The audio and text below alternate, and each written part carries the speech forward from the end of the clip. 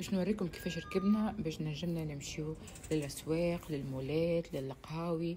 حصيلو جربنا من التاكسي لقيناه غالي، ومن بعد قررنا باش نعملو كارت تركبك في المترو وتركبك في الكار. الكارت شريناها ب150 ليرة، تصب فيها قد ما تحب، وشرينا كارت برك ركبنا بها الكل.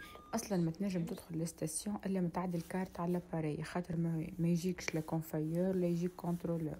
هذه محطة المترو، قعدنا نستناو في المترو لين يجي. ديجا كل درجين تلقى مترو، ما تستناش برشا. لازمكم تعرفوا وين الديستيناسيون اللي ماشيين على خاطر الكلام بالتركي باش ما تضيعوش. شوفوا قداش منظمين، هذه الكل محطة متاع مترو. سي بون، وصلنا للمترو. شوفوا حتى التساؤل متاعهم بضخامة، تلقاها زف مسكينة وانت تمدلها اللي يكتب. ان شاء الله ربي يرزقها ويرزق كل واحد مستحق.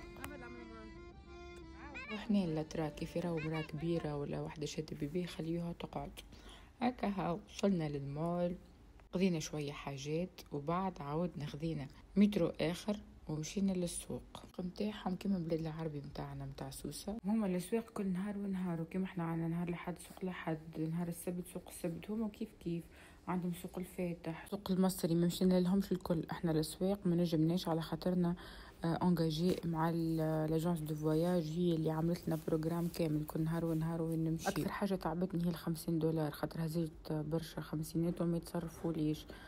ردوا بالكم تغلطوا غلطتي. حطوا لي في كومنتير قولوا لي شنو تحبوا تعرفوا حاجات اخرى في تركيا. يلا باي.